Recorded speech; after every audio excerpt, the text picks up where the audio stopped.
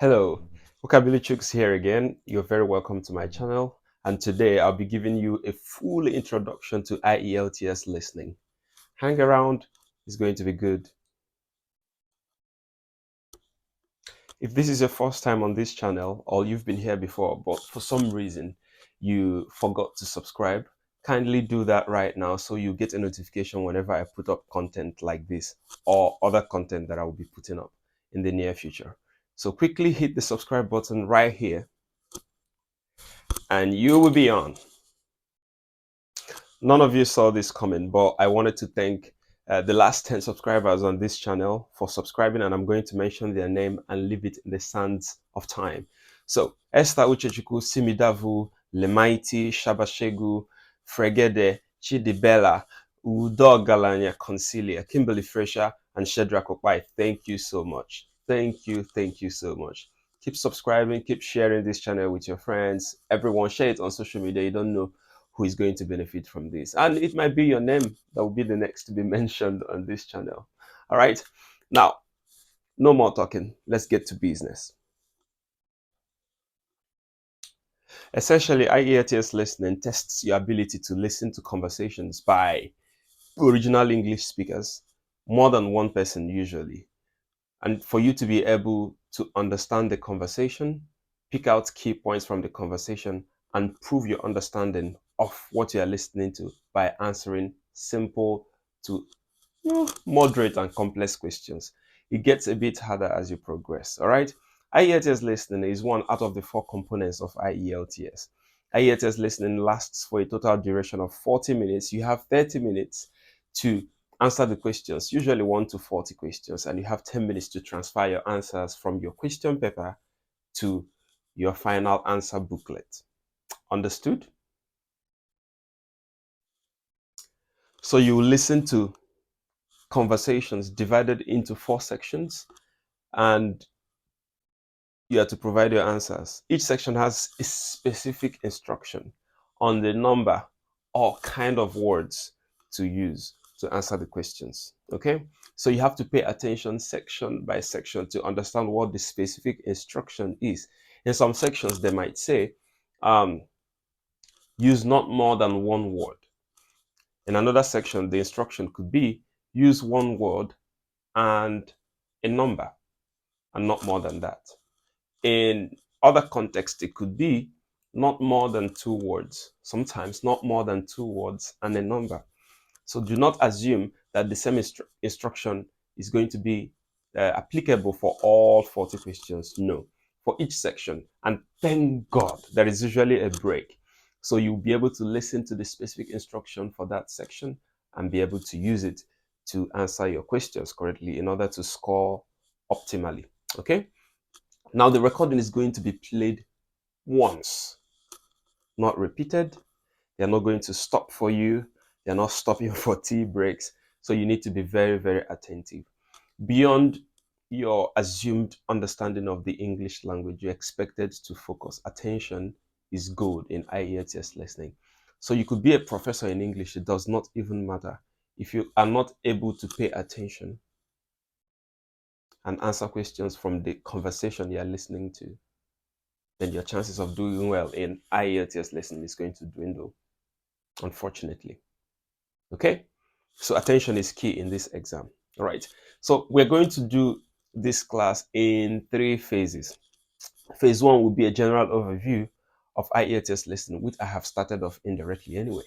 The second phase will be tips for achieving optimal band in IELTS listening. And finally, we're going to test the skills we've learned by doing at least 5 question practice. Okay, just so you confirm that you've not wasted your time on this video.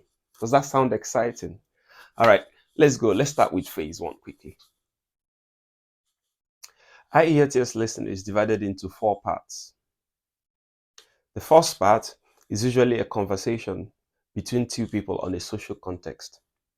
The second part is a conversation or a speech, a talk by one person on, again, a social context or subject. The third part is a conversation between up to 4 people on an educational or training context or subject. And finally, the fourth part is a speech or talk by one person on an academic context or subject. Got that? For the paper-based test, that is for those who are writing the paper-based Ielts test, you have 30 minutes to write your answers on the question paper while you're listening to the recording, and then you have 10 minutes to transfer your answers to the final answer booklet. Whereas if you're doing the computer-based test, you are to impute your answers directly on the system as you're listening, and you don't get the 10 minutes at the end. This is also a useful criterion to decide what kind of IELTS you want to write, whether you want to do the paper-based test or the computer-based test, depending on where your proficiency lies, okay? So, but just do understand that you lose 10 minutes of review time if you do the computer-based test, which you would have if you do the paper-based test, okay? However, for the computer-based test, you have a bit of an elongated time in between sections, wherein you will be given up to 2 minutes to review your answers before you move on. That's the major difference between the paper-based IELTS listening and the computer-based IELTS listening. Okay, so let's move on. Every other thing is the same for both of them. Okay, all right. I just needed to explain that to you guys. Okay, for both IELTS computer delivered and the paper-based one, listening is key. Like I said before, paying attention is key. Also, spelling is very, very vital. The answer is not correct unless the spelling is correct. So if you know exactly what you heard, but you're not able to write it correctly on your paper or impute it on the system, you have failed that question, unfortunately. So your spelling needs to be on point. Okay? Now that's the end of the overview. Let's go to the tips. Number one, like I said, this recording will be played once.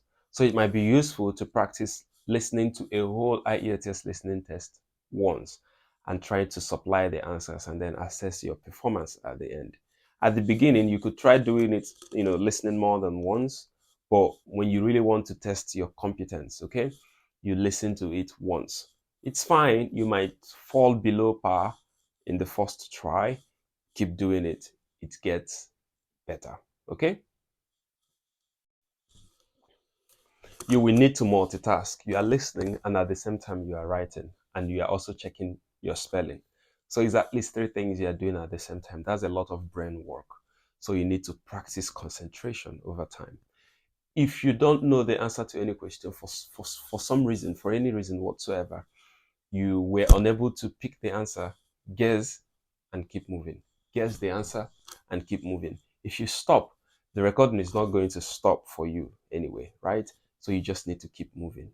It's easier to lose one question and keep moving. You might still make a very good band at the end than try to catch, one missing sheep and then lose the whole herd. Okay? So you need to be very careful. Don't stop for an answer. Guess it and keep moving. Practice transferring your answers from the question paper into the final answer booklet within 10 minutes and checking your spellings at the same time, just to make sure that you are able to work within the time apportioned to you. All right? So practice doing the 40 questions in 30 minutes and also practice transferring the answers in 10 minutes. There are two good news that I want to give you. One is that IELTS listening answers come in a sequence. So you're not going to hear the answer to question number 2 until the answer to question number 1 has been given in the recording. Okay? So do not jump the gun. All right? Just follow sequentially. Listen to the recordings and slot in your answers in a sequence. So you don't have to glance randomly and get lost. All right? You're also given time, that's the second good news, to read the instructions and glance through the questions quickly so you have a faint idea of what to expect where.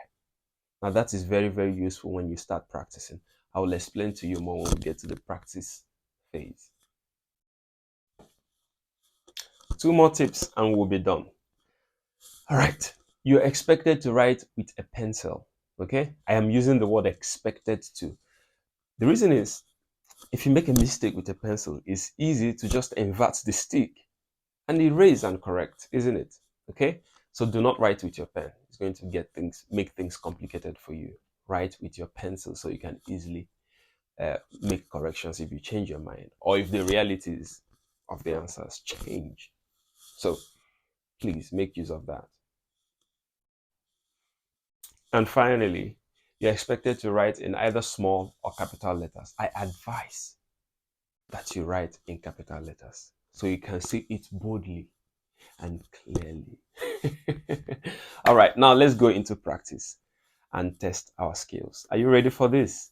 Let's go. Now you're probably wondering, this thing that Chicks has been talking about, does it really work? Well, why don't we get our hands on questions and find out? Part 2. You will hear part of a local radio program about fighting air pollution in Canadian towns. First, you have some time to look at questions 11 to 14. Read the instructions first. Write no more than 2 words or and a number. Glance through the questions. Canadian Clean Air Day will be held on. Air pollution may be responsible for dash deaths every year in Canada. So that will be a number. Let's go.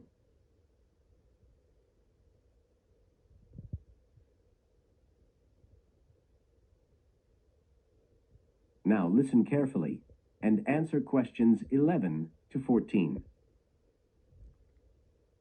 Good morning, folks, and welcome to the information roundup on your own local radio station. This is Larry Knowles talking to you this morning on Tuesday, the 25th of May. And the first item coming up is a reminder to you all out there about Canadian Clean Air Day, which is on June 6th.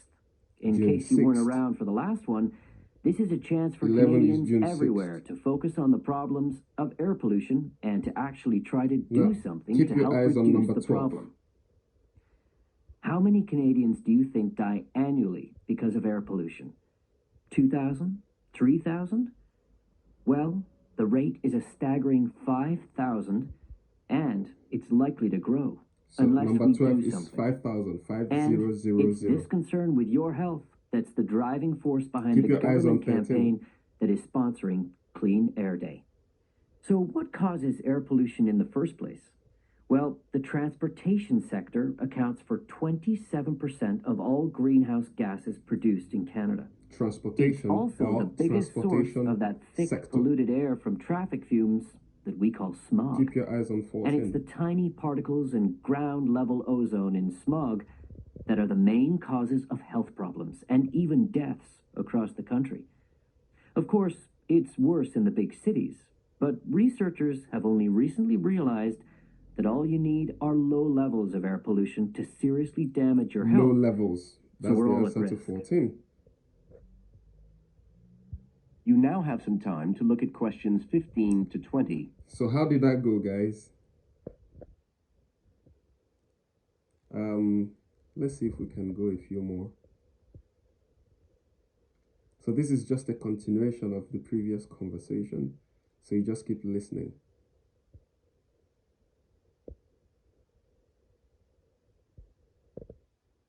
We can do at least one more. Let's make it 5.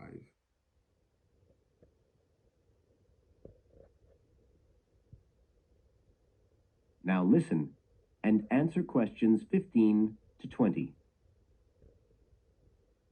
So, what can we do to fight air pollution? Well, it should be pretty obvious by now that the way we get to and from work every day can have a big impact on the air we breathe. So the easiest action you can take on Clean Air Day is to accept what we call the commuter challenge and get to work on foot or by cycle. He used the Canadian accent, commuter, if you but have that's to a use commuter. your car, try carpooling and share the drive, or better still, use public transit. Okay? If everyone tries this for just one... All right, guys, how did that go? Now, there's something I need you to notice and pick out from what we've done. That is, that you need to pay attention to accent. So this conversation is in typical Canadian accent. So the way they pronounce words is very different. So they wanted to say commuter, but in the accent is commuter. So you need to pay attention to that. So you'll be able to pick the words that are being used. Also, this is one tip that is not in the books, but it is very useful. You need to pay attention to the context of the conversation in IELTS listening, so you know what kind of words to expect. So because this conversation is about transportation and its relationship to pollution, so you hear conversations about low levels or emission levels, you hear commuter, okay, things like that. So when you hear a word, and even if you're not very sure what word has been pronounced, you could make connections between that word and the context and be able to grasp it quickly. I hope that is helpful to you guys. Well, I encourage you all to use these tips. Go out there and shock IELTS listening. Go out there and overwhelm the exam, and do not be overwhelmed by the exam. Use these tips and practice and practice and practice and practice, okay? Practice is very important. That's where you build your confidence, not really in the classes. You get the tips in the classes, you get a bit jittery with them, a bit anxious with them, a bit nervous with them. But when you practice and practice, you begin to make sense of what you've picked from the classes, and you begin to build your confidence, and you would know exactly when you're ready to sit for this exam. You wouldn't need to be told. You would know exactly when you're ready, and it comes from the amount of confidence you're able to build from your practicing. So I encourage you to practice and practice and practice. If you do, say for instance, 3 IELTS tests every day, and there are so many of them, I'm going to leave links on the comments in this video for you to just click and practice away. If you do at least 3 every day, I guarantee you, in maybe 3 to 5 days, you'll be ready for IELTS listening at least. So if IELTS listening, if each of them is 25%, right? And you've done 25% of 100% journey in just 3 to 5 days, I think that's a marvelous progress, okay? So I encourage you to practice, get good at this, do this exam once and for all. You really don't want to do it twice, because it's a lot of money to throw away trying to retake and all that. So I encourage you to give it your best and do it once and for all. And that's why I'm doing this. That's why this video exists, because I want you to do this once and for all, and I want you to save time and move on with your process. And I wish you all the best in whatever you are doing with IELTS at this time. See you in the next video. Thank you so much. If you have not subscribed, please do so right now. Encourage other people, talk to them about it. Just tell them to search Vocabulary Tricks on YouTube and subscribe, and they have a lot to benefit from doing that. Thank you so much, and see you in the next one. Bye bye.